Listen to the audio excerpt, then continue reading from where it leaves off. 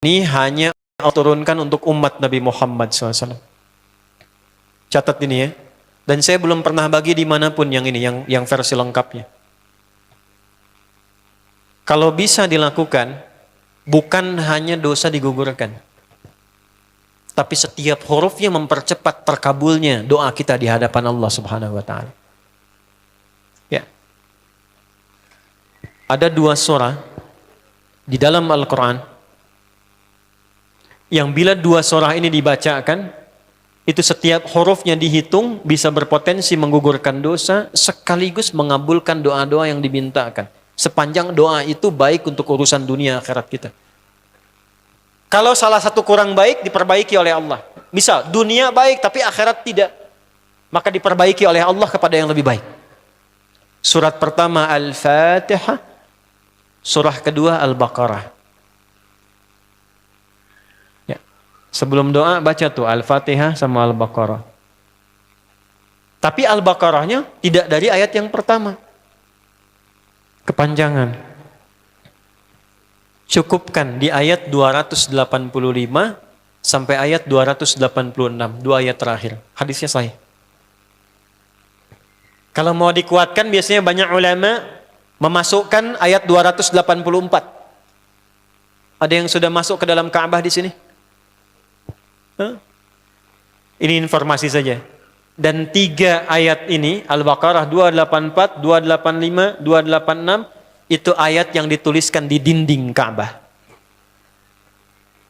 Itu yang saat berhala dikeluarkan, gambar-gambar dihapus, itu ya, syair-syair diganti dengan ayat Quran sehingga jadi kain kiswah Ka'bah di luar. Itu ada sejarahnya. Yang di dalam pun dihiasi dengan hiasan ayat Al-Quran. Di antara yang dituliskan itu Al-Baqarah ayat 284, 285, 286. Intinya di 285 dan 286-nya. Tadi rakaat pertama yang saya bacakan dalam salat Isya. Hadisnya sahih. Itu spesial malaikat Jibril turun kepada Nabi Muhammad SAW mengabarkan kabar gembira siapa yang membiasakan membaca Al-Fatihah. Ya, kemudian 2 ayat terakhir di Al-Baqarah dari amanar rasulu sampai fangsurna 'alal qaumil kafirin, tidaklah dia membacakan itu kecuali setiap hurufnya dijaminkan mengabulkan doa-doa yang dia mohonkan sepanjang benar doanya dan tidak diselimuti maksiat. Ini maaf ya. Ini saya minta maaf dulu nih. Kalaupun Anda benar doanya khusyuk sampai nangis, tapi ada selimut maksiat dalam permohonan doa itu pengabulannya mental lagi. Hadisnya sahih. Thumma dzakara rajula yutilu as-safara ash'atha aghbara yamuddu yadayhi ila as-sama' fayaqulu ya rabb faqala Rasulullah sallallahu alaihi wasallam anna yustajabu lidzalik famat'amuhu haram mashrabuhu haram malbasuhu haram wa ghudhiya biharamin fa anna yustajabu lidzalik. Rawahu Muslim. Nabi mengisahkan seorang lelaki menempuh perjalanan jauh. Awas, menempuh perjalanan panjang untuk ketaatan itu mempercepat doa dikabulkan 2 kali lipat dibanding orang biasa. Makanya kalau ada orang mau ke Mekah umrah, mau haji, titip doa. Ada yang mau beasiswa ke Madinah, ke Mekah, ke Al-Azhar, ke Mesir, titip doa. Saya biasanya kalau mau berangkat umrah, Ustaz titip doa, ayo tulis banyak tuh. Nggak saya baca. Saya simpen aja, ntar dekat Ka'bah, ya Allah engkau maha mengetahui. Ya, mohon kabulkan semua doa-doa ya dari teman-teman jamaah yang dititipkan dalam kertas yang telah mereka tuliskan itu. Simple Pak, daripada capek kita bacakan satu-satu. Dan alhamdulillah biasanya ya insya Allah terkabul. Insya Allah. Itu perjalanan jauh. Nah orang ini menempuh perjalanan untuk sekedar berdoa. Safar. Ya, safar yang baik. Kemudian yang kedua, yamuddu yadaihi ilas sama', dia mengangkat tangannya ke langit. Ini saya tidak bermaksud mengajarkan ya, cuma menunjukkan prakteknya begini nih. Ada yang bisa bantu saya nggak? 1 orang maju. Cepat. Yang depan aja, depan. Jazakallah khair. Mohon pegangkan mic sebentar. Ya, terima kasih ya. Lihat sini. Gini. Nah, jazakallah.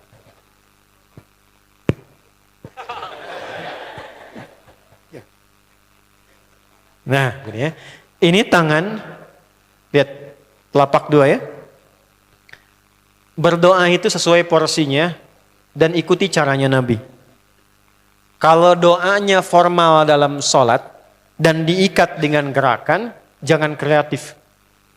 Ikuti seperti Nabi yang contohkan. Misal dalam sholat, "Shollu kama ra'aitumuni usolli." Sholatlah seperti kalian melihat aku sholat. Nanti ada 3 posisi atau sampai 4 posisi dalam sholat yang mempercepat terkabulnya doa. Posisi puncaknya sujud. Hadisnya sahih, "Inna ma aqrabal 'abdi min rabbih wa huwa sajidun fa aktsirud doa." Keadaan terdekat antara hamba dengan Rabbnya adalah saat sujud, maka perbanyak doa saat sujud. Tangannya posisi sujud begini, menempel. Jadi nggak usah begini.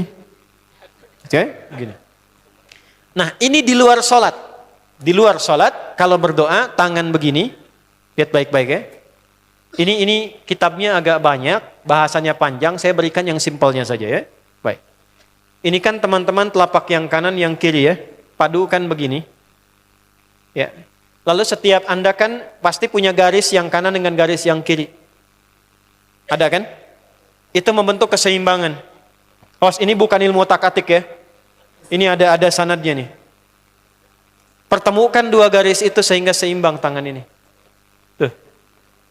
Ini masalah sederhana tapi poinnya penting sekali. Sudah? Cara yang pertama begini. Ini di luar salat dan bukan dalam posisi saat istisqa, saat minta hujan. Begini. Sudah? Pertemukan. Lalu letakkan sejajar dengan dada di sini. Ya. Jadi kalau dada itu ini posisinya, ini nahar di sini. Ini ada rongga dari bagian atas dengan perut, ada rongga kosong. Nah, ini yang disebut dengan sodrun di sini. Ya, kalau kita meletakkan telapak tangan saat sholat begini, letaknya di sini. Yang ini perut, yang ini nahar. Doa itu di sini. Jelas? Semakin kita memohon dengan lebih sangat, naikkan sedikit begini. Sudah? Kalau istisqa, minta hujan, agak lebih tinggi ke atas. Nah, ini cara mengangkat yang standar di sini untuk memohon. Jelas? Oke, jazakallah khair. Nah, ini orang ini dia mengangkat tangannya. Jadi melakukan perjalanan jauh, mengangkat tangannya, ya muddu yadaihi ilas sama. Orang yang berdoa dengan mengangkat tangan itu dijawab doanya oleh Allah lewat keterangan Nabi SAW. Itu bisa kama qala 2 kali lebih cepat dibandingkan dengan orang yang tidak mengangkat tangan saat berdoa. Jadi Anda cuma sekedar doa dengan mengangkat begini, itu lebih cepat potensi dijawabnya dengan mengangkat doa. Ada seorang bertanya pada Nabi SAW, hadis sahih, "Ya Rasulullah, bagaimana pendapatmu dengan seseorang yang meminta kepada Allah dengan mengangkat tangan?" Atau kama qala. Lalu Nabi mengonfirmasi, bertanya balik, "Bagaimana kalau ada seseorang memohon kepada Anda dengan mengangkat tangannya?" "Pak, tolong Pak, tolong Pak, tolong." Gitu kan? Di depan rumah Anda 1 jam begitu, "Pak, tolong Pak." Kira-kira Anda beri atau tidak? Beri. Minimal kalau Anda nggak punya kemampuan, Anda referensikan atau beri sesuai kemampuan Anda kan? Angkat tangannya. Dia jawab, "Saya malu kalau nggak ngasih." Apa kata Nabi? "Innallaha hayyun karimun." Allah itu lebih punya sifat peka untuk merasakan malu pada hambanya kalau dia tidak memberi ketika hambanya mengangkat kedua tangannya. Nah, nanti ada beda-beda posisi saat khatib Jumat, misalnya 1 begini untuk khatib. Makmum mengangkat 2 tangan. Yang ketiga dia mengatakan, "Ya Rabb, ya Rabb." Asmaul Husna. Doa yang dibuka dengan Al-Asmaul Husna itu dijawab 2 kali lebih cepat dibandingkan dengan doa yang langsung dimohonkan kepada Allah. Itu perintah. Tahu Nabi Zakaria?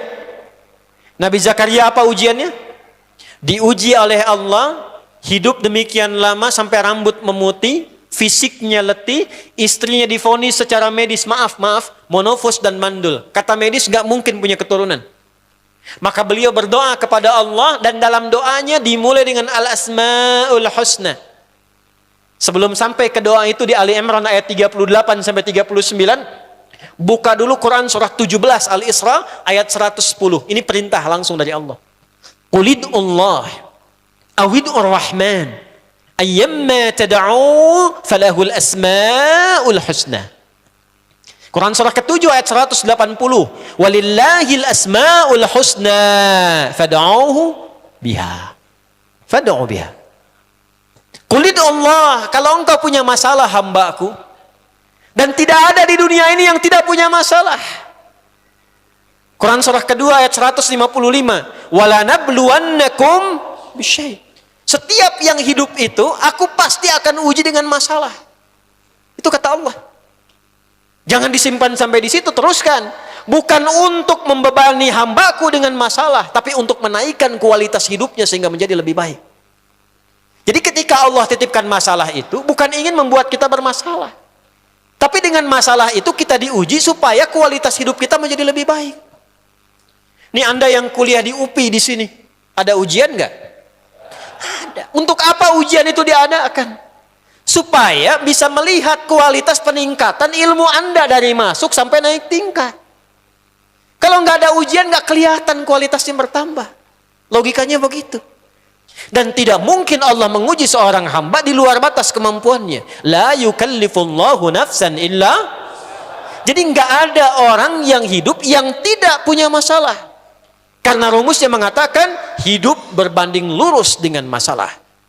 Yang hidup pasti punya masalah. Yang tidak ingin punya masalah, tidak ingin hidup. Karena orang yang tidak hidup, yang hilang masalahnya, selesai hidupnya. Baik. Siapa yang tidak ingin punya masalah? Angkat tangan. Baik. Siapa yang ingin punya masalah? Alhamdulillah. Baik. Yang lain wallahu a'lam. Nah, kulit Allah kalau sedang diuji masalah, kan yang ngasih siapa? Yang nitipkan siapa? Yang punya solusinya siapa? Kalau Anda tahu yang punya solusinya Allah, kenapa curhatnya bukan kepada Allah? Kan sudah dicontohkan di Quran, kalau punya masalah curhatin ke Allah. Quran surah 12 ayat 86, sejak era Nabi Yakub, masalah di rumah tangga, anak bermasalah curhatnya pada siapa? Allah. Innama ashku bathi wa huzni ilallah. Aku tuh kalau punya masalah, sesedih apapun, curhatnya Allah. Bentangkan sajadahmu, curhatkan dalam sujudmu, tingkatkan takwamu. Wa may yattaqillaha yaj'al lahu makhraja. Quran surah 65 di akhir ayat yang kedua. Bentangkan sajadahmu, curhatkan, habiskan dalam sujudmu, keluarkan tangismu. Sehingga bebannya jadi ringan. Walaupun solusi belum datang, hatinya sudah tenang. Yang diperintahkan panjangkan sajadahmu, bukan panjangkan statusmu. Kita sudah tahu ayatnya, paham ketentuannya, tapi kenapa prakteknya ditumpahkan di Instagram, di Facebook, bikin vlog di YouTube, hanya untuk curhat saja. Dan ironinya dalam hal yang demikian tahu yang menyelesaikan Allah. Sekarang tambah bonus, aminkan ya. Yang mengaminkan doa ini mudah-mudahan dihilangkan masalahnya. Puguma mana nanti bermasalah keneh di dia. Itu gimana kumaha tuh teh? Paham? Curhatkan sama Allah. Nah, bagaimana mintanya? Sebut namanya ya Allah.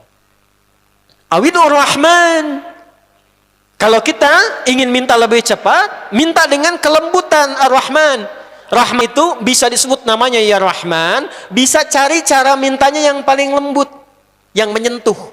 Allah senang dengan kalimat yang menyentuh. Misal ya. Kembali ke Nabi Zakaria tadi. Quran surah 3 ayat 38. Hunalika da'a Zakaria rabbah qala rabbi habli min ladunka dzurriyyatan thayyibah innaka sami'ud du'a. Ya Allah, hamba-hambamu itu telah menghukumi aku dan istriku tak akan mungkin punya keturunan. Sedangkan engkau yang maha pemberi tanpa punya batasan. Mereka mengatakan istriku punya keterbatasan. Maka aku memohon kepadamu yang pemberianmu tak ada batasan. Mohon ya Allah anugerahkan keturunan dari sisimu saja ketika mereka mengatakan tidak mungkin itu punya. Sungguh engkau yang maha mendengar doaku ya Allah. Perhatikan, kalau kepada yang maha mendengar saja tidak terkabulkan, mohon tunjukkan kepadaku saat ini dengan cara apa lagi dan kepada siapa lagi aku mesti memohon. Itu dalam banget. Ya Allah, engkau perintahkan aku berikhtiar mencari kerja, aku lakukan. Engkau perintahkan mengeluarkan keringatku dengan cara yang halal, aku kerjakan ya Allah. Engkau perintahkan aku jauhi yang engkau larang, aku lakukan ya Allah. Sekarang aku telah berikhtiar dari sejak keluar, aku telah menunaikan sholat subuh seperti yang engkau maha mengetahuinya. Dan menjelang malam aku mengadukan bahkan di rumahmu ya Allah hanya untuk sesuap nasi bagi istri dan anakku dari yang halal itu. Aku telah melakukan apa yang engkau perintahkan, aku hanya memohon apa yang telah engkau janjikan. Kalau dengan semua ikhtiar yang aku kerjakan sampai detik aku bersujud di hadapanmu di rumahmu ini belum kau kabulkan, mohon tunjukkan kepada aku di malam ini ya Allah, dengan cara apa lagi mesti aku memohon kepadamu. Minta. Pernah enggak begitu mintanya? Itu Rahman.